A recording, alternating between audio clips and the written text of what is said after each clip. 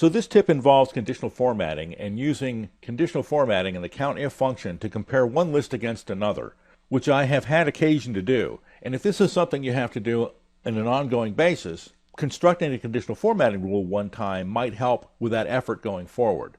So the first thing I want to do is to select the new list, all the values on the new list, and name that region.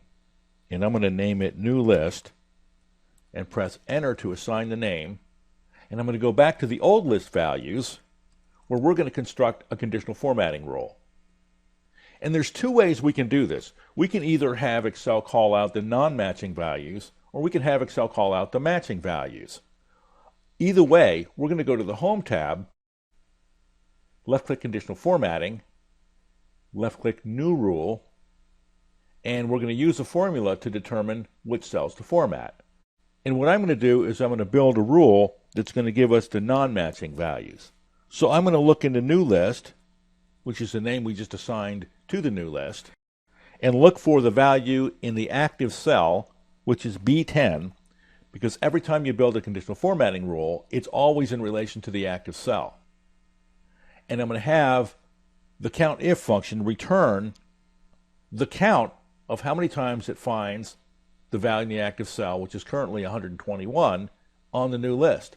And if that amount is 0, in other words, there's no matching value, this formula will resolve to true, and I can format the cells in a way that make it visually obvious which cells are not contained in the new list.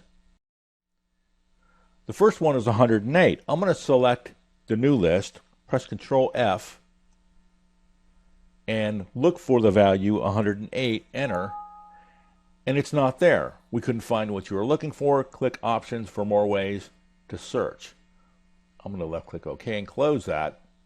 So we've built a conditional formatting rule that compares one list against the other and highlights the cells that have values that are not contained in the new list.